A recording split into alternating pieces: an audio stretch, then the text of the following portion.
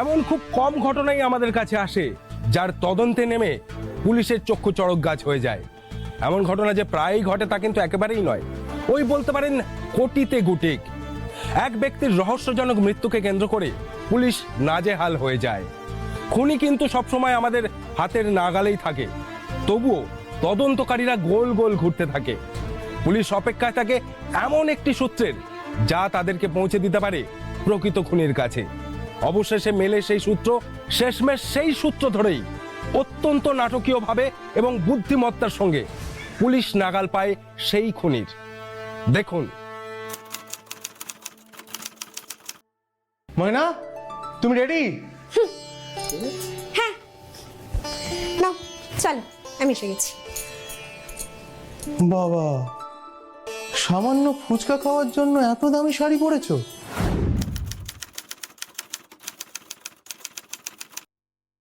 ফুচকা? ফুচকা খেতে যাবো কে বললো?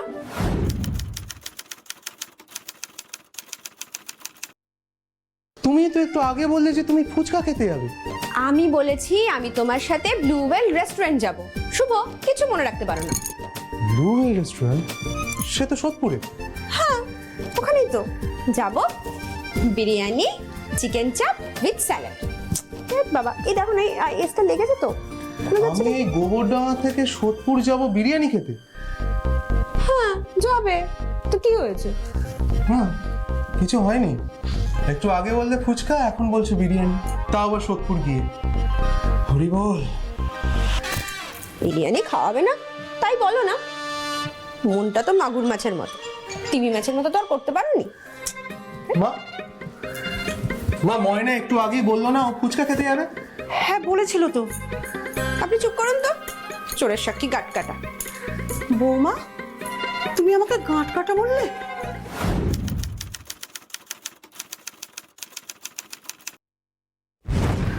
কথার মানে বুঝুন। এখানে গাট কাটা মানে হচ্ছে এক মিথ্যে সাক্ষী আর এক মিথ্যে। কি? আমি মিথ্যেবাদী? কি বলছো কি বৌমা? ধুর, কিচ্ছু বলছি না, ভাল লাগে না। জানতো আমি কিচ্ছু খাবো না, না ফুচকা খাবো না বিরিয়ানি খাবো। এই সরো তো। দেখলি, শুনলি কি বলে গেল? আর তুই এত বউয়ের ন্যাওটা হয়েছিস। কি আর বলবো তোকে। না না, ময়না ইদানিং এক এক রকম কথা বলে এক এক সময়। না না, তুই এসব মেনে নিতে পারিস, আমি কিন্তু একদম এসব বরদাস্ত করবো না বলে দিলাম। নাও চলো, আমি রেডি, চলো ফুচকা খেতে যাব। আচ্ছা বলছি, আসার সময় মায়ের জন্য নিয়ে আসবো। মায়েরটা কিন্তু ঝাল কম দিয়ে বানাতে বলতে হবে। হ্যাঁ নাও, এসো। কি হলো? আবার মায়ের মুখের দিকে হাঁ করে তাকিয়ে থাকে। আরে বাবা, মা কি আর নিজে থেকে হ্যাঁ বলবেন? বরঞ্চ নিয়ে এসে আমি নিজের হাতে মাকে খাইয়ে দেবো। এবার চলো চলো না শুভ, দেরি হয়ে যাচ্ছে। এসো মা, আসছি। এসো না, তোমাকে না একটা কথা বলি, একে তো তুমি। না, এই মেয়ে এক এক সময় এক এক রকম। শুভর কপালে দুঃখ আছে। শুভ, এই শুভ, এই এই এই এই দাঁড়া দাঁড়া, কোথায় যাচ্ছিস? মিতে, টাকা দে। বলছি এই মাসটা খুব টানাটানি, সামনের মাসে দেব। 6 মাস দিসনি আর দিবিও না, দিতে পারবিও না তুই। এই শোন, আজকে সন্ধ্যের মধ্যে আমার টাকা চাই, নাহলে তোর ওই পশ্চিম পাড়ার জমিটার 1 কাঠা আমার, আর দলিল ফলিল পাবি না।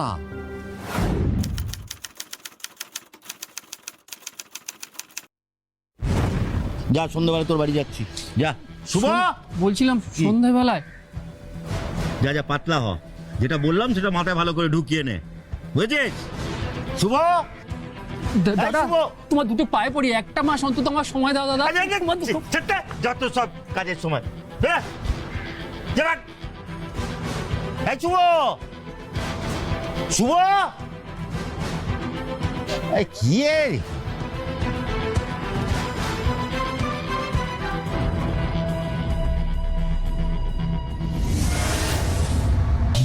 বলছি এই মাসে হবে না গো। মায়ের শরীর খারাপের জন্য অনেক টাকা বেরিয়ে গেছে। তাই দেখ, শরীর থাকলে সেটা খারাপ হবেই, কিন্তু টাকা না নিয়ে আজ আমি এখান থেকে নড়ছি না। আরে সবাই যদি পরের মাসে বলে আমরা খাবো কি? কেন বাবা, তুই তো গত মাসে আমাকে বললি যে এ মাসে একসঙ্গে 2 মাসেরটা দিয়ে দেবো, তো দে 2 মাসেরটা দে। দেখো নকুলদা, বাবার দিনে আমি শোধ করছি, তোমাকে তো কোনো মাসে আমি না দেওয়া করিনি। তুমি প্লিজ একবার বোঝবার চেষ্টা করো, আমি ঠিক পরের মাসে দিয়ে দেবো। তাহলে তোর মায়ের গয়নাগুলো ফরফিট হয়ে গেল। কি করব দেখ, আমি বাঁচানোর অনেক চেষ্টা করেছিলাম, বুঝেছিস? কি আপনি আমার শাশুড়ির গয়নাগুলো নিয়ে নেবেন? 2 মাস টাকা না দিলে খাতায় লাল কালি পড়ে যায়, তো কি করব? হ্যাঁ, ওগুলো দিয়ে জল খাবো? এই তুমি কে? হ্যাঁ, এই কথা হচ্ছে আমার আর তোর মধ্যে একে। আমি শুভশ্রী, আমার শাশুড়ির বৌমা, বুঝেছেন? ও যখন বলছে পরের মাসে দিয়ে দেবে, তখন পরের মাসে এসেই নেবেন। এখন যান এখান থেকে, যান, চলে যান। এই তোর বউকে এরকম ভাবে কথা বলতে বারণ কর। কথা তো হচ্ছে তোর আর আমার মধ্যে, ও নাক গলাচ্ছে কেন? হ্যাঁ, ময়না তুমি ভেতরে যাও। যাচ্ছি। হ্যাঁ যাও। এই শুভ দেখ, তুই এক্ষুনি একটা সিদ্ধান্ত নিয়ে নে, তোকে আমি 2 মিনিট সময় দিলাম। 2 মিনিটে কি ভাববো? নকুলদা তুমি না সামনের মাসে এসো, বুঝলে? আমি কিছু একটা ব্যবস্থা করছি। ও, তাহলে তুই এক কাজ কর, ওই ওয়েটা পেয়ে 2 লাইন লিখে দে যে টাকা শোধ দিতে পারলি না বলে তোর মায়ের গয়নাগুলো সব আমার হয়ে গেল। নকুলদা শোন, ওগুলোর উপর আর তোর কোনো অধিকার থাকবে না, ব্যাস এইটুকু। নকুলদা প্লিজ প্লিজ, নকুলদা এরকম করো না প্লিজ। প্লিজ প্লিজ করছি। আচ্ছা, তুমি কার কাছে মতদানি হচ্ছে? একটা সুদখোরের কাছে? যাও, তুমি ভিতরে যাও, যাও। ওকে যে ঘরে ভাগিয়ে দিচ্ছ, টাকা কে দেবে? তুমি। একদম সুদ সমেত। তাই? তা এটা তো আগে বললেই হতো, তাহলে তো তোমার কাছেই চাইতাম, ওর সঙ্গে দরকার ছিল না বলা। কত এনেছো দাও? এই, এটা কি? পাগল নাকি রে? আরে ময়না, ময়না, শুভ! গয়না নেবে? শাশুড়ির ময়না। গয়না নেবে? এটা কি করলে তুমি? এটাই তো তোমার করার কথা ছিল। চলো ঘরে চলো। এবার কি হবে? কিচ্ছু হবে না, চলো। এটা কি করলো বলতো বৌমা? তারপর তুই আপদ আমাদের ঘরে চাপবে। কি যে বলি, আমি তো ভাবতেই পারছি না ময়না নকুলদাকে ওইভাবে মারবে। ময়না কখন যে কি করে কিচ্ছু বোঝা যায় না।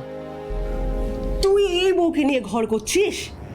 ভালো চাস তো ওকে এই বাড়ি থেকে তাড়া, পরে ওকে ডিভোর্স দিয়ে দিবি। কি সব বলছো মা?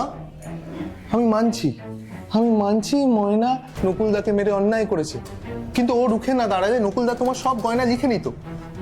এই শুভ, আমি আবার নকুলদাকে কখন মারলাম? উফ, অসহ্য। সে কি একটু আগেই তো তুমি নকুলদাকে লাঠি দিয়ে মারলে। কি বলছো চাচা? আমি কেন নকুলদাকে মারতে যাব? উনি তো আমার থেকে কত বড়। তুমি কি স্বপ্ন দেখছো? বেশ, তুমি কাউকে মারোনি। তুমি এখন যাও তো, নিজের ঘরে গিয়ে বিশ্রাম করো। আমরা এখন জরুরি আলোচনা করছি। মা ছেলের আলোচনায় তোমার থেকে কাজ নেই। কিসের জরুরি আলোচনা? আমার আর শুভর ডিভোর্সের আলোচনা? তুমি আমাদের কথা কান পেতে শুনছো?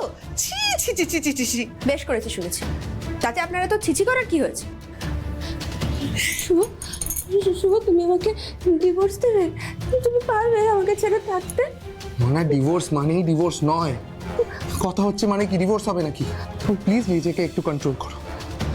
কখন কি বলছো, কি করছো, কিছুই তো মনে রাখতে পারছো না। তুমি জানো তুমি আজকে কি সাংঘাতিক কাণ্ড ঘটিয়েছো? তুমি যাও এখান থেকে। বুঝেছি, যত কাণ্ড কাঠমান্ডুতে। আচ্ছা আচ্ছা, উনি একটু মরে গেলে পারেন তো, তাহলে তোর এই বাজে কথাগুলো শুনতে হয় না। কি সব বলছো? দেখেছিস আমার মৃত্যু কামনা করছে? ও কি মানুষ! দাঁড়াও মা। ময়না, বড়রা কথা বলছি তো, এর মধ্যে থাকতে নেই, তুমি যাও। দেখো দেখো, কেন মিথ্যে বলছো বলো? আমি সত্যি কথা বলছি। আমি নকুলদাকে মারিনি। আমি মারিনি। তুমি মারোনি, আমি ভুল দেখেছি। হয়েছে, এবার যাও। ঠিক আছে, যাচ্ছি। তুমি তাহলে আমি একটু ঘর অব্দি ছেড়ে দেবে, চলো।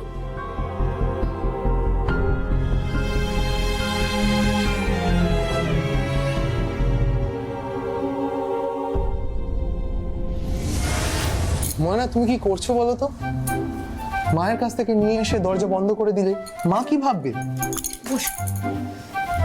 আচ্ছা, সবসময় শুধু মা মা আর মা, একটু বউ বউ তো করতে পারো। আচ্ছা, তুমি এরকম কেন করছো? তুমি বলো এক, করো আর এক, ঘটনা ঘটালে ভুলে যাও। তোমার কি হয়েছে? কিছু হয়নি, বাদ দাও তো, কিছু হয়নি। আচ্ছা আচ্ছা, উনি যে বললেন তুমি নাকি আমাকে ডিভোর্স দেবে, তুমি আমাকে ডিভোর্স দিয়ে থাকতে পারবে? প্রশ্নই ওঠে না। আমার এত সুন্দর বউকে আমি ডিভোর্স দিতে যাব কেন? আর তাছাড়া মা রাগ করলে ওরকম একটু করে, পরে আবার ঠিক হয়ে যায়। তাই আমি সুন্দরী? হুম। তাহলে আমার এখন একটু ভালোবাসো। এখন ভালোবাসার কোনো সময় হয় না, যখন ইচ্ছা হয় তখন। যা ঠান্ডা পড়েছে, পুরো আবগারি ওয়েদার।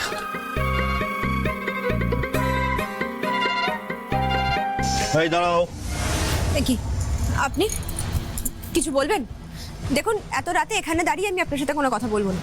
যদি কিছু বলার থাকে কাল সকালে বাড়িতে এসে কথা বলবেন। শুভর থেকে ফোনটা কেড়ে নিয়ে খুব তো বড় বড় ডায়লগ দিলে। আজ টাকা দিয়ে দেবো। বেলা গড়িয়ে রাত্রির 8টা বাজতে চললো। আমার টাকা কোথায়? আমি আমার মায়ের কাছে গিয়েছিলাম, টাকার ব্যবস্থা হয়ে গেছে। এই সপ্তাহ শেষে আপনি আপনার টাকা পেয়ে যাবেন। এই তা বললে আমি শুনবো কেন?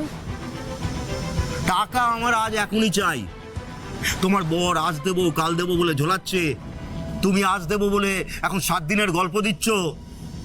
এসব আমি শুনবো কেন? দেখুন, আমার দিকে এগোবেন না, কিন্তু এগোবেন না বলে দিলাম। অভদ্র ছোট লোক। হ্যাঁ, আমি অভদ্র, আমি ছোট লোক। যখন ডান্না দিয়ে মেরেছিলে চুপচাপ হজম করে নিয়েছিলাম, একটা কথা বলিনি। কিন্তু টাকার ব্যাপারে না আমি পয়ে পাক্কা লোক।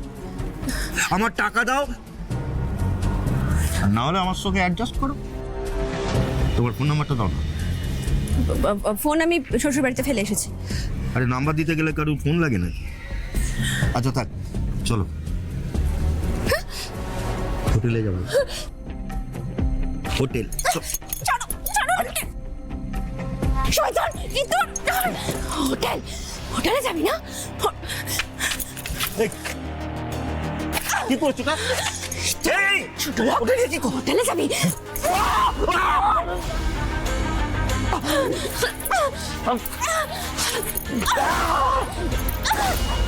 কেস জলদিছে মনে হচ্ছে। নন্তু, এখান থেকে কেটে পড়, নাহলে তুইও ফেসে যাবে।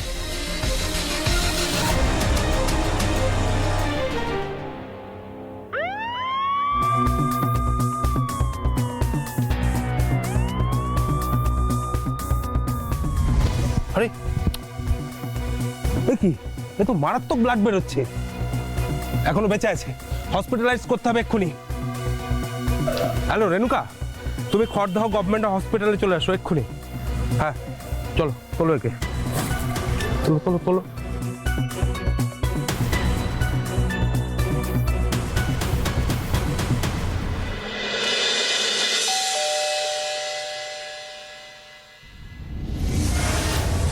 কি হয়েছে মা? তোমার চোখে মুখের এই অবস্থা কেন? পড়ে গেছিলে নাকি? ও আমাকে মেরেছে। কি বলছো এটা কি? আমি ঠিকই বলছি। তুই সকালে অফিস যাবার পর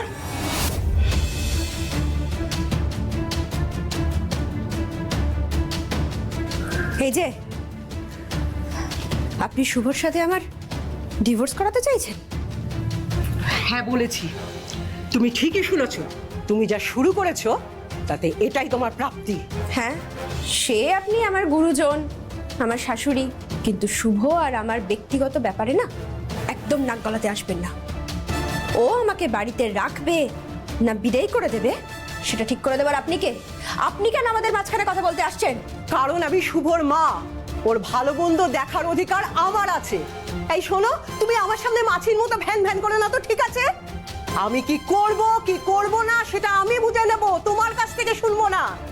আগে তুমি তোমার ব্যবহারটা ঠিক করো, তারপরে সবার কাছে কথা বলতে। একদম একদম আমার উপরে চিৎকার করে কথা বলবেন না।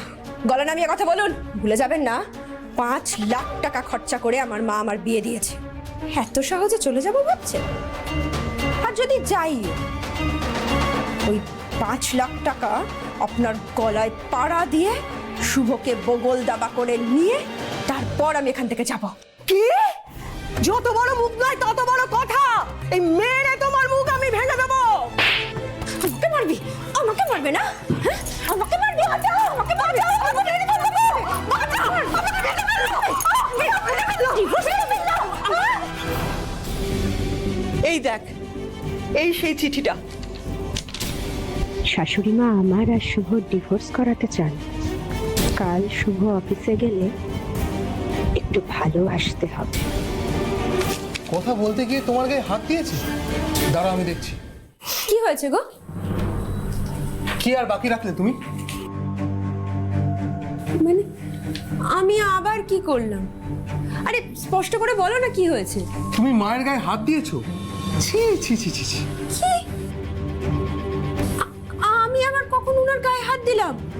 ছি ছি, এসব কথা শোনাও পাপ। আর মা, আপনাকেও বলি, ছেলে অফিস থেকে বাড়ি ফেরার সঙ্গে সঙ্গেই আমার নামে বানিয়ে বানিয়ে কথা বলতে শুরু করে দিয়েছেন। আমি বানিয়ে বলছি? তুমি সকালে যা করেছো সেটাই বলছি। শুভ, সময় থাকতে থাকতে ব্যবস্থা নে, না হলে তোর কপালে অনেক দুঃখ আছে, এই আমি বলে দিলাম। তুমি সত্যি করে বলো তো, তুমি মায়ের গায়ে হাত দিয়েছো কিনা? মা কালীর দিব্যি বলছি, বিশ্বাস করো, উনি আমার শাশুড়ি মা, আমার বয়োজ্যেষ্ঠ। আমি কেন উনার গায়ে হাত দিতে যাব? না, আমাকে নিয়ে এই বাড়িতে যখন এতই বানিয়ে বানিয়ে কথা বলা হচ্ছে, আমি আর এখানে থাকবো না। আমি কালীও বাড়ি চলে যাব।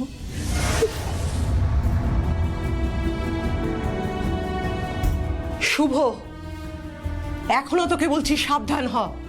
তুই ওকে ডিভোর্স দে, বেঁচে যাবি। মা, তুমি একবার বোঝার চেষ্টা করো। আমি মানছি ও তোমার গায়ে হাত দিয়েছে, কিন্তু কিন্তু ও মিথ্যে কথা বলছে না। ও মিথ্যে বলছে না তো কি বলছি আমি? কেউই মিথ্যে কথা বলছে না মা। আসলে ওর ভুলে যাওয়াটা রোগে পরিণত হয়েছে। আমি সেদিন ডাক্তারের কাছে নিয়ে গিয়েছিলাম, কিছু জানাননি। রিপোর্টগুলো আসলে আবার নিয়ে যাব। মা প্লিজ, তুমি আর ওকে কিছু বলতে যেও না। তুমি এখানে বসো, আমি তোমার জন্য ওষুধ নিয়ে আসছি।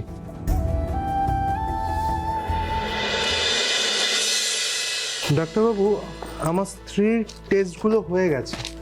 দিন।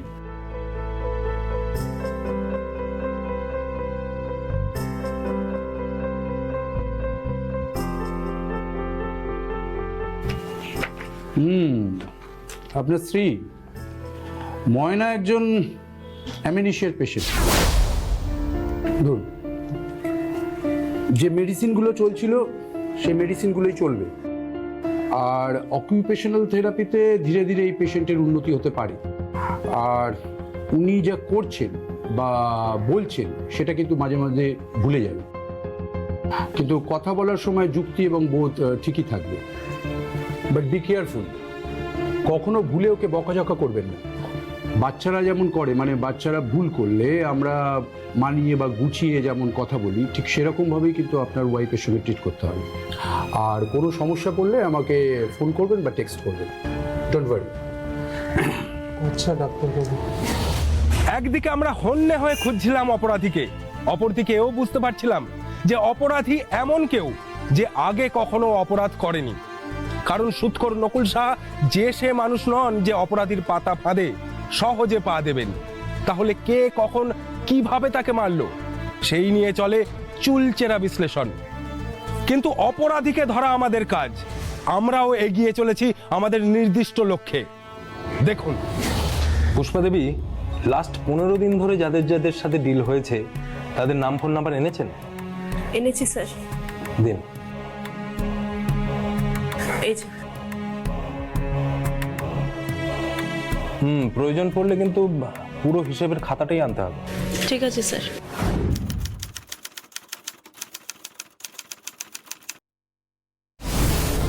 ওর তার শত্রুর অভাব ছিল না, কে ওকে মারতে পারে কি করে বুঝবো বলুন? আর তাছাড়া বাড়িতেও কখনো সুদের কারবার নিয়ে আলোচনা করতো না। আমি এখন কি নিয়ে থাকবো স্যার? কাঁদবেন না, দেখুন আপনার স্বামীর কাজটা যে ভালো ছিল না সেটা তো আপনি জানেন। আপনার তো আটকানো উচিত ছিল। করেছিলাম স্যার, শোনেনি, বলতো আমার কাজ আমাকে করতে দাও, তোমার কাজ তুমি করো। তোমার তো কোনো কিছুর অভাব রাখিনি, আর এখন ওরই অভাব আমাকে সারাটা জীবন কুড়ে কুড়ে খাবে স্যার। প্লিজ কাঁদবেন না, মন শক্ত করুন, আমাদের কাজ আমাদের করতে দিন। আপনি এখন বাড়ি যান, রেস্ট। নমস্কার। নমস্কার।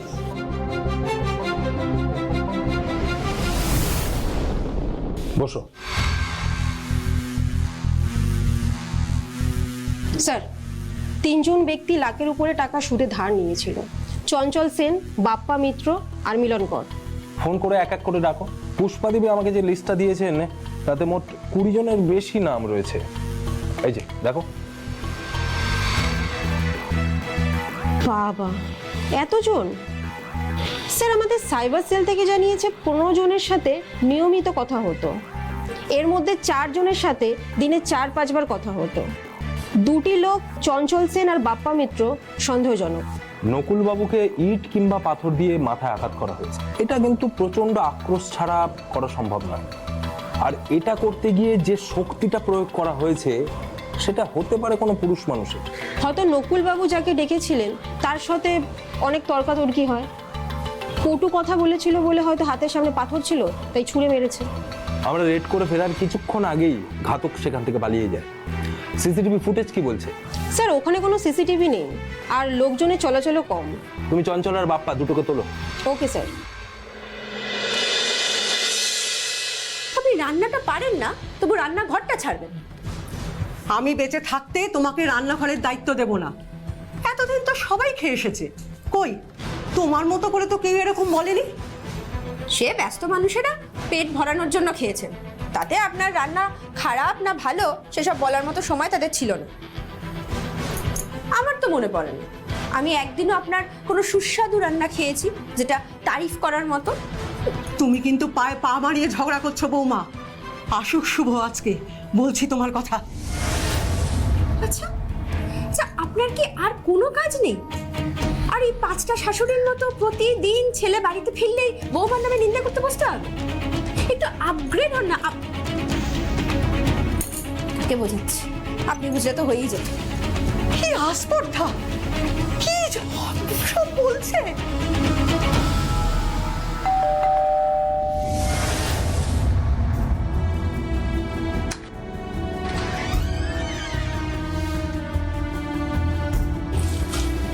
দাঁড়া শুভ,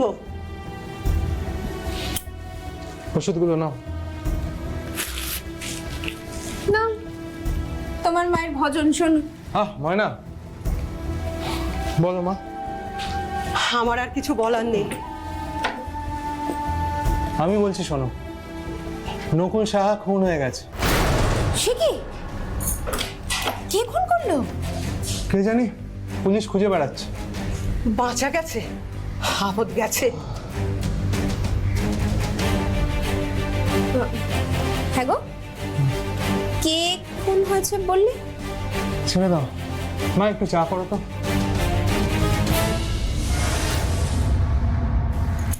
বলো না, বলো না গো, কে খুন হয়েছে? সুদখোর নকুল সাহা, বুঝেছো এবার? অমন করে বলছো কেন? আমি জানি আমি আজকাল সব ভুলে ভুলে যাই। ডাক্তার দেখাচ্ছ, ওষুধ খাওয়াচ্ছ, কই তাও তো সব কেমন ভুলে যাচ্ছি।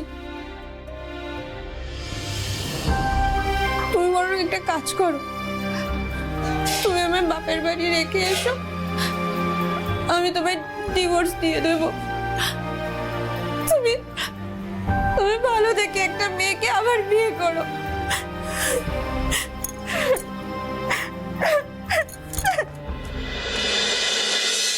আচ্ছা, এখানে বাপ্পা মিত্রর বাড়িটা কোথায়? আমি বাপ্পা মিত্র ম্যাডাম। কেন? আমাদের সাথে থানায় চলুন। একটু অনুগ্রহ করে বলবেন ম্যাডাম, আমি কেন থানায় যাব? নকুল সাহাকে নিশ্চয়ই চেনেন, তার খুনের ব্যাপারে আপনার সাথে কিছু জিজ্ঞাসাবাদ করার আছে।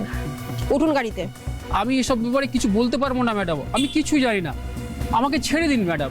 আপনি ভালো ভালো উঠবেন নাকি কলার ধরে আপনাকে গাড়িতে তুলবো? ম্যাডাম আমি কিছু জানি না ম্যাডাম।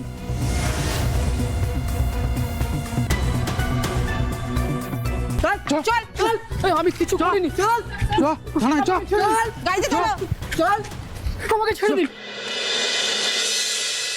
চঞ্চলবাবু, আপনার সাথে নকুল সাহার ফ্রিকোয়েন্টলি কথা হয়েছে, এমনকি মার্ডারের ঠিক 10 মিনিট আগেও আপনারা কথা বলেছেন। লাস্ট 3 দিনে অন্তত 10 থেকে 15 বার আপনারা কথা বলেছেন। কি এত কথা হচ্ছিল কাইন্ডলি বলবেন? স্যার, আমি নকুলবাবুর কাছ থেকে চড়া সুদে 2 লক্ষ টাকা ধার নিয়েছিলাম। 3 মাস ধরে কোনো পয়সা দিতে পারছিলাম না। ব্যবসা মন্দা থাকার কারণে আমি নকুলবাবুকে বলেছিলাম একটু ওয়েট করে যান, অন্তত 2 মাস আমাকে টাইম দিন। অনেক অনুনয় বিনয় করেছিলাম, কিন্তু শুনছিলেন না। উনি বারবার বলছিলেন যে তোর দোকানের দলিলটা আমার কাছে আছে, ওই দোকানটা আমি নেব। কি করে দোকানটা দিই বলুন? তার মানে আপনি এটা বুঝেই গিয়েছিলেন যে উনি আপনার দোকানটা হাতিয়ে নেবেন, আর তাই আপনি ডিসাইড করে ফেললেন ওনাকেই এই পৃথিবী থেকে সরিয়ে দেবেন। তারপরে উনি যখন আপনাকে নির্জন স্থানে দেখা করার জন্য ডাকলেন, তখন আপনিও সুযোগটা পেয়ে গেলেন। তারপর ওখানে গিয়ে যখন আপনাদের মধ্যে কথা কাটাকাটি হতে আরম্ভ করে, আপনি সুযোগ বুঝে একটা ইট বা পাথর তুলে নিলেন আর ওনার মাথায় মারলেন, আর ওই আঘাতেই উনি মারা গেলেন। স্যার, উনি আমাকে ডেকেছিলেন ঠিকই, কিন্তু আমি তো ওনার সাথে দেখাই করিনি। কেন মিথ্যা কথা বলছেন? সত্যিটা বলতে কি অসুবিধা হচ্ছে যে খুনটা আপনিই করেছেন? আমি কেন খুন করতে যাব? আমি তো ওনার সাথে দেখাই করিনি। দেখলেন তো, গায়ে হাত তুলতে আমাকে ঠিক বাধ্য করলেন আপনি। তুই খুন করিসনি তো আমাদের দিকে পালাচ্ছিলিস কেন? ম্যাডাম, আপনারা তো ধরে নিয়ে গিয়ে ওই জেলে পুরবেন, আমাকে জেল খাটতে হবে, সেই ভয়ে আমি দৌড় দিই ম্যাডাম। তুই কি বাচ্চা ভুলাচ্ছিস এখানে? আমাদের কাছে যথেষ্ট প্রমাণ আছে যে তুই নকুল সাহাকে খুন করেছিস। তোর আর নকুল সাহার অডিও ক্লিপটা কিন্তু আমাদের কাছে আছে, আর সেখান থেকেই খুনের মোটিভটা স্পষ্ট বোঝা যায়। খুন না করা ছাড়া তোর কাছে কোনো উপায় ছিল না, না হলে ও তোর জমিটা কেড়ে নিত। তাই নকুল সাহা সেদিন যখন তোর বাড়ি গেছিল, তুই পালিয়ে গেছিস। পরে তুই ছক কষেছিস, নকুল সাহাকে খুন করার ছক, তাই তো? মা কালী দিব্যি, ম্যাডাম আমি কেন খুন করতে যাব? আমি কি পেশাদার খুনি? আপনারা অযথা আমাকে সন্দেহ করছেন ম্যাডাম। আমি আজ পর্যন্ত কারোর সাথে জোরে কথা পর্যন্ত বলিনি। সেদিন আমি ওনার পা পর্যন্ত ধরেছিলাম, উনি তো আমাকে লাথি মেরে সরিয়ে দিয়েছিলেন, তাও আমি কিছু বলিনি ম্যাডাম। কিন্তু যখন বলল আজ সন্ধ্যাবেলা তোদের বাড়িতে যাব, তখন আমি বাড়িতে ছিলাম না ম্যাডাম, আমি পালিয়ে গেছিলাম। বলে যা বলে যা, যত ইচ্ছা মন গড়া গল্প তুই বলতে থাক। আমি প্রমাণ করেই ছাড়বো ফোনটা সেদিন তুই করেছিলিস, আর খুনটা যে করেছে সে প্রফেশনাল কেউ না, হিট অফ দ্য মোমেন্ট পাথরটা ছুঁড়ে মেরেছিল, আর এটা তোর ক্যারেক্টারের সাথে ভালো মতনই যাচ্ছে। আমি খুন করিনি ম্যাডাম, দয়া করে আমাকে ছেড়ে দিন ম্যাডাম। চঞ্চলের সাথে আমার অনেক বাকবিতণ্ডাই হলো, কিন্তু বাপ্পা মিত্রকে আমি জেরা করলাম, ও বারবার বলে যাচ্ছে খুনটাও করেনি, খুনটাও করেনি, আর আমারও মনে হয় স্যার ও খুনটা করেনি। আচ্ছা, নকুল সাহার স্ত্রী পুষ্পাকে আমরা কেন আমাদের তালিকার বাইরে রাখছি? হ্যাঁ, ভ্যালিড পয়েন্ট স্যার। ঠিক আছে, আমি পুষ্পা সাহাকে তাহলে থানায় নিয়ে আসছি। না না না, এক্ষুনি থানায় আনলে হবে না, আগে ওর বিরুদ্ধে আমাদেরকে সলিড প্রমাণ জোগাড় করে রাখতে হবে। Okay sir. আর এই দুজনকে কি করব? ছেড়ে দাও, কিন্তু নজর রেখো। Okay sir.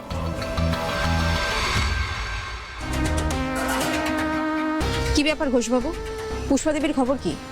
ম্যাডাম, উনি তো বাড়িতে নেই, তবে আত্মীয় স্বজন আসছে যাচ্ছে, পাড়ার লোকজন ঢুকছে বেরোচ্ছে, তবে এখন অবধি সন্দেহজনক কিছু পাইনি। এমন কোনো লোককে দেখেছেন পুষ্পাদেবী যার সাথে বাইরে বেরিয়ে কথা বলছে, বা পাড়ার আশেপাশে কারোর সাথে দাঁড়িয়ে কথা বলছে? না ম্যাডাম, সেরকম কিছুও কিন্তু এখনো দেখিনি। আচ্ছা, এলাকার লোকজন কি বলছে, মানে পুষ্পাদেবী সম্পর্কে তাদের ধারণা কি? ম্যাডাম, খোঁজ খবর তো আমি নিয়েছি, পুষ্পা দেবী সম্পর্কে তো সবাই একেবারে উচ্ছ্বসিত, আর ঠিক ততটাই নিন্দা করছে নকুল সাহা সম্পর্কে।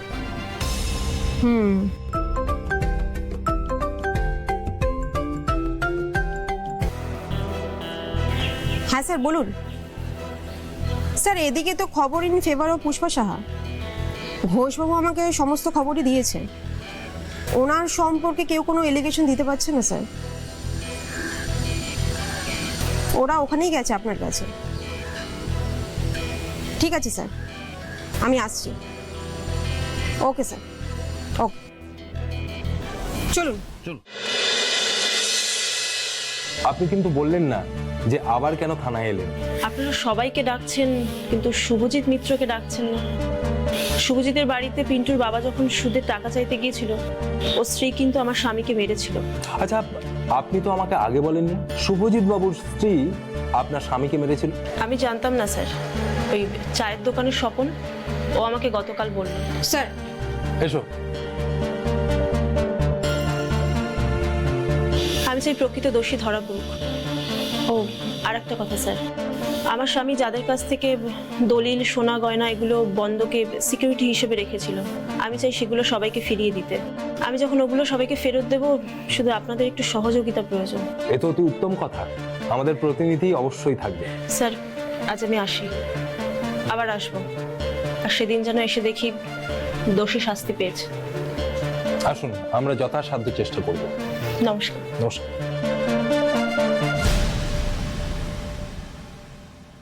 তাহলে কি বুঝছো রেণুকা? স্যার পুষ্পা দেবীকে দেখে মনে হচ্ছে উনি ওনার হাজবেন্ডকে খুন করেননি, আর ওনার ব্যবহারও তো তাই বলছে। এক্স্যাক্টলি। টাওয়ার লোকেশন বলছে ওই দিন 8:30 নাগাদ ওই এলাকায় একটি মোবাইল সক্রিয় ছিল। এক অটোওয়ালা রবি সেন, আমি আমাদের দাসবাবুকে বলে দিয়েছি রবি সেন অটো স্ট্যান্ডে আসলে ওনার অটোতে চেপে যেন ডাইরেক্ট থানায় নিয়ে চলে আসে। আচ্ছা, শুভজিৎ মিত্র এখনো হাজিরা দেয়নি, তাই তো? ওকে, চলো তাহলে ওর বাড়িতে যাই, কথা বলে আসি। চলুন স্যার। আপনারা? শুভজিৎ বাবু বাড়ি আছে? হ্যাঁ আছেন, আপনারা বসুন না, আমি ডাকছি। ডাকুন।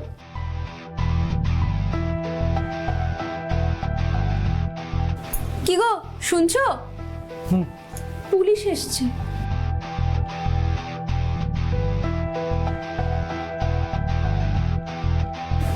বলুন স্যার, কি হয়েছে? হ্যাঁ, ওই নকুল সাহার মার্ডারের ব্যাপারে কিছু জিজ্ঞাসাবাদ করা ছিল আপনার সাথে। আচ্ছা বলুন তো, উনি লাস্ট কয়েকদিন ধরে বারবার আপনার বাড়িতে কেন আসছিলেন? বাবা ব্যবসার জন্য 50,000 টাকার লোন নিয়েছিল, যদিও সোনার বদলে ও লোন দিয়েছিল। বাবা মারা যাওয়ার পর সেই লোন আমি শোধ করছি। লাস্ট 2 মাস দিতে পারিনি, টানাটানি ছিল। নকুলবাবুকে বলেছিলাম সামনের মাস থেকে আবার ঠিকমতো সুদ দিয়ে দেবো, কিন্তু উনি কোনো কিছুতেই মানতে চাইছিলেন না। বলছিলেন সোনাটা যেটুকু আছে উনি বিক্রি করে দেবেন। এই নিয়েই কথা কাটাকাটি হয়। আপনার স্ত্রী নকুল বাবুর গায়ে হাত দিয়েছে শুনলাম, কেন? মানে জাস্ট ওই জানার জন্যই বলছি। না না, ঠিক আছে। আসলে ও নোংরা কথা বলছিল, উল্টোপাল্টা কথা শোনাচ্ছিল। ময়না সহ্য করতে না পেরেই লাঠি দিয়ে নকুলবাবুকে মারে। আমরা যদিও পরে বুঝিয়েছি যে ময়না কাজটা ঠিক করেনি। ও মা, কি আজে বাজে কথা বলছো? আমি ওনাকে মারতে যাব কেন? না না, ও এসব বানিয়ে বানিয়ে বলছে। আমি কারোর গায়ে হাত তুলিনি, আর উনি তো আমার থেকে বড়, আমি বড়দের গায়ে হাত তুলতে যাব কেন? আপনার হাজবেন্ড যখন কথা বলছে আপনি মাঝখান থেকে কথা বলছেন কেন? ও যখন আমার নামে মিথ্যা কথা বানিয়ে বানিয়ে বলছে, আমি চুপ করে থাকি কি করে বলুন? সত্যিটা কে বলছে শুভজিৎ বাবু, আপনি না উনি? আমার স্ত্রী ময়না অ্যান্ট্রোগেট অ্যামনিশিয়ার পেশেন্ট। ছোটবেলায় মানসিক আঘাতের কারণেই এই রোগটা সৃষ্টি হয়েছে। ও অতীতের কথা ভুলে যায়। হ্যাঁ হ্যাঁ, এইটা ও ঠিক বলেছে। আমি না মাঝে মধ্যেই সব কেমন যেন ভুলে যাই। আমি ডাক্তার দেখাচ্ছি, ওষুধ খাচ্ছি, ছাড়ছে না। অত্যন্ত দুঃখজনক ঘটনা ময়না দেবী, তবে আপনি চিন্তা করবেন না, সব ঠিক হয়ে যাবে। আচ্ছা আপনি বলুন তো, খুন হওয়ার দিন রাতে আপনি কোথায় ছিলেন? সেদিন রাত্রি 9টা পর্যন্ত অফিসে কাজ চলছিল। আমার বাড়ি ফিরতে ফিরতে 11টা। ময়না দেবী তখন কোথায় ছিলেন? আমি আমি এই শ্বশুর বাড়িতেই ছিলাম, আর কোথায় যাব? হয়তো ঘরের কোনো কাজ করছিলাম। ও সেদিন বাপের বাড়ি গিয়েছিল মায়ের সাথে দেখা করতে। আসলে নকুলবাবু প্রবল চাপ দিচ্ছিল টাকাটার জন্য, তাই ও বাপের বাড়ি গিয়েছিল কিছু টাকা জোগাড় করতে। ঠিক কটা নাগাদ বাপের বাড়ি থেকে ফেরেন ময়না দেবী? 9:30 পৌনে 10টা নাগাদ। আপনি তো তার পরেই অফিস থেকে ফেরেন, তাহলে এই টাইমটা আপনাকে কে বললো? ময়না নাকি আপনার মা? না, মা আমাকে বলেছিল, কারণ আমি জানি ময়নাকে জিজ্ঞেস করে কোনো লাভ হবে না। আপনার মা এখন কোথায়? মামার বাড়িতে, কালকে ফিরবে। ঠিক আছে, আপাতত আমরা আসি, প্রয়োজন পড়লে আমরা আপনাকে ডাকবো। আসি ময়না দেবী। ওমা, এ কি? আপনি আমার নাম জানলেন কি করে? চলুন স্যার।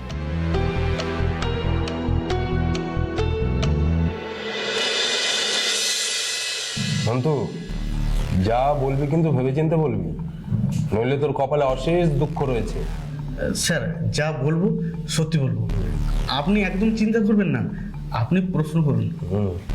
শুক্রবার দিন রাত 8:30 নাগাদ কোথায় ছিলি? শুক্রবার রাত 8:30 নাগাদ? ওভাবে বলা খুব মুশকিল স্যার। শুক্রবার কবে গেছে আমি সেটাই ভুলে গেছি। একটা সব তোর মনে পড়ে যাবে, বুঝেছিস? শিবতলার আগে যে নির্জন গলিটা আছে, সেই দিন ওই 8টা থেকে 8:30টার সময় ওখানে কি করছিলিস তুই?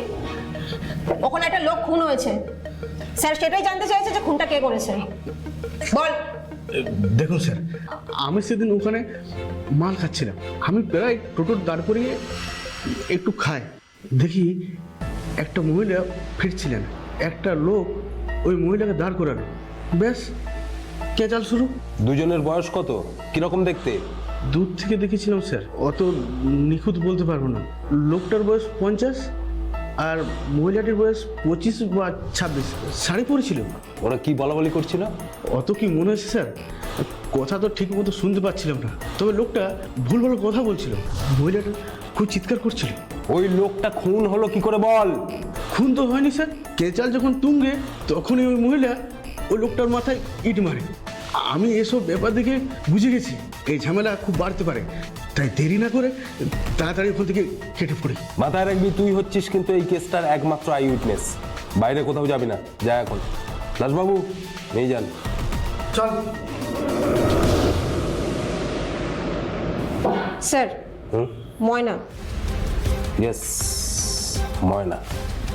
শুভজিৎ বাবু সেদিন বলেছিলেন ময়না বাপের বাড়ি থেকে ফিরেছিলেন ঠিক 9:30 নাগাদ। উনি সময়টা একটু ভুল বলেছেন। তাহলে দেরি করছো কেন? তোলো তোলো, ময়না আর শুভজিৎ বাবুকে তুলে আনো, কথা বলে দেখি। Yes sir. কোথায় যাচ্ছেন শুভজিৎ বাবু? ময়নাকে নিয়ে ডাক্তার দেখাতে। কেন? আপনাকে একবার আমাদের সাথে থানায় যেতে হবে। আসলে অনেক কষ্টে অ্যাপয়েন্টমেন্টটা পেয়েছি তো ম্যাডাম। জানি যাওয়াটা জরুরি, কিন্তু থানায় যাওয়াটা আরো বেশি জরুরি। চলুন আমাদের সাথে। আর ময়না দেবী, আপনি চলুন। চলো। আসুন।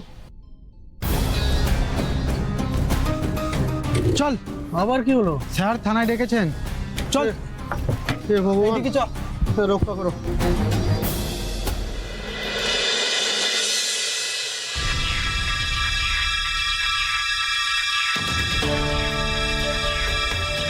স্যার ইনিই ছিলেন। গুড। শুভজিৎ বাবু, আপনার কথা অনুযায়ী ময়না দেবী শুক্রবার বাপের বাড়ি থেকে ফেরেন ওই 9:30 নাগাদ, কিন্তু না, ওই দিন উনি শর্টকাট নেন, নির্জন রাস্তা দিয়ে ওই শ্বশুর বাড়িতে ঢোকেন 8:30 থেকে 9:15 নাগাদ। মাঝে আপনার সাথে দেখা হয় নকুল সাহার। নকুল সাহা আপনাকে সুদের টাকা নিয়ে জোরজার করতে থাকে এবং আপনাকে একা পেয়ে পার্সোনাল অ্যাটাক করতে থাকে, যেটা আপনি সহ্য করতে পারেননি। রাস্তার ধার থেকে পাথর বা ইট কিছু একটা তুলে নিয়ে আপনি নকুল সাহার মাথায় মারেন এবং সেই আঘাতে তিনি তৎক্ষণাৎ ওখানেই পড়ে যান। পরে হসপিটালে নিয়ে যাওয়ার সময় তার মৃত্যু হয়। আর আপনি নর্মালি শ্বশুর বাড়িতে ফিরে যান যেন কিছুই হয়নি এমন একটা ভাব করে। আমি আবার কবে বাপের বাড়ি গেলাম? একদম ন্যাকা সাজবেন না। এই টোটোওয়ালা নন্তু কিন্তু আপনাকে দেখেছে। কি যা তা বলছেন? কে নন্তু? আমি তো কিছু বুঝতেই পারছি না। কি গো, কি বলছে? তুমি কিছু বলো। দেখুন স্যার, উনি বলছেন ঠিকই, কিন্তু কোনো প্রমাণ আছে কি যে আমার স্ত্রী সেদিন ওই রাস্তা দিয়ে বাড়ি ফিরেছে আর নকুল সাহাকে রাস্তায় ইট মেরে আঘাত করে, যার ফলে তার মৃত্যু হয়? দেখুন, প্রমাণ জোগাড় করা তো সময় সাপেক্ষ ব্যাপার। আমরা ধীরে ধীরে খুনির দিকে এগোচ্ছি। আমাদের কাছে একজন আই উইটনেসও রয়েছে। বাকিটা আমাদের উপরে ছাড়ুন না। এই ময়না দেবী, আর কত মিথ্যা কথা বলবেন? স্যার, ও যদি কিছু ঘটিয়েও থাকে ও কি করে মনে রাখবে? মানে প্রেসক্রিপশনটা দাও স্যার, এই নিন দেখুন। ও অ্যামনেশিয়া রোগে আক্রান্ত, ঘটে যাওয়া ঘটনাও মনে রাখতে পারে না। দেখুন দেখুন, এসব আপনি কোর্টে দেখাবেন। আপাতত আমরা ময়না দেবীকে অনিচ্ছাকৃত খুনের মামলা দিচ্ছি, বাকিটা আপনার স্ত্রীর ভাগ্য। কেন আপনারা এরকম করছেন? আমি সত্যি বলছি, আমি কোনো খুন করিনি।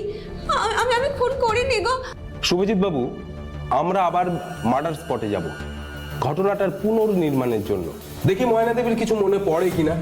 চলুন, আসুন সবাই।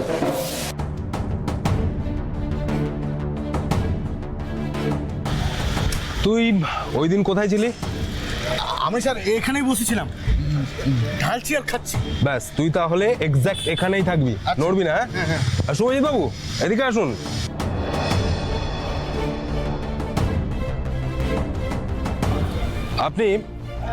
আপনি ঠিক এই জায়গাটা দাঁড়াবেন, কারণ নকুল সাহা এখানেই ছিল। আর ময়না দেবী, আপনি ওদিক থেকে হেঁটে আসবেন, কেমন?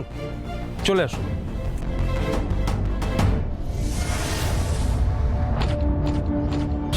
আসুন।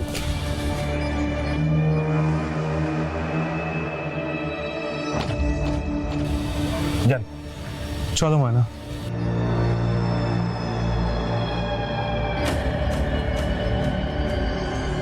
রেকর্ড করুন।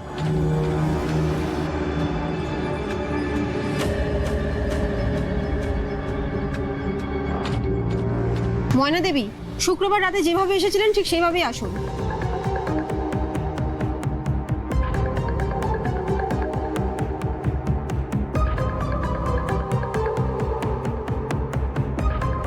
এবার ঝগড়া করুন, মনে করুন শুভজিৎ বাবুই নকুল বাবু। শুভ, ওরা আমাকে নিয়ে কি করছে আমি কিছু বুঝতে পারছি না। ময়না দেবী, আপনি আরেকবার আসুন।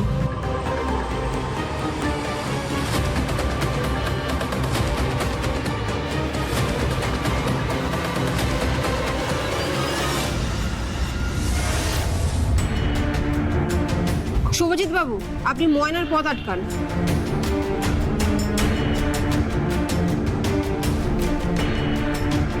ময়না, নকুল বাবু আপনার পথ আটকেছে, আপনাকে কুপ্রস্তাব দিচ্ছে, কি করবেন আপনি এখন? টাকা যদি দিতে না পারো আমার সঙ্গে চলো। বাড়ি চলো শুভ, বাড়ি চলো। ক্যামেরাটা অফ করুন। স্যার, ময়না দেবী সত্যি মানসিকভাবে অসুস্থ। উনি ওনার হাজবেন্ডকে দেখুন কতটা ভালোবাসে। কি রেণুকা, তুমি কাঁদছো? না না স্যার। রেণুকা, 304 ধারায় খুনের সমতুল্য নয় এমন কোনো কেসের কথা ভাবছো কি? You know it better than me sir. Moyna দেবীকে নকুল সাহার মার্ডার কেসে অনিচ্ছাকৃত খুনের জন্যই গ্রেপ্তার করতে হবে আমাদের। তারপর আদালত যা করার করবে।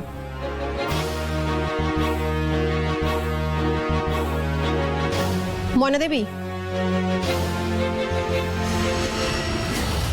যদিও পুলিশ এক্ষেত্রে 304 ধারায় মামলা দিয়েছে, তবুও এলাকার মানুষ বলাবলি করছে একেই বলে পোয়েটিক জাস্টিস।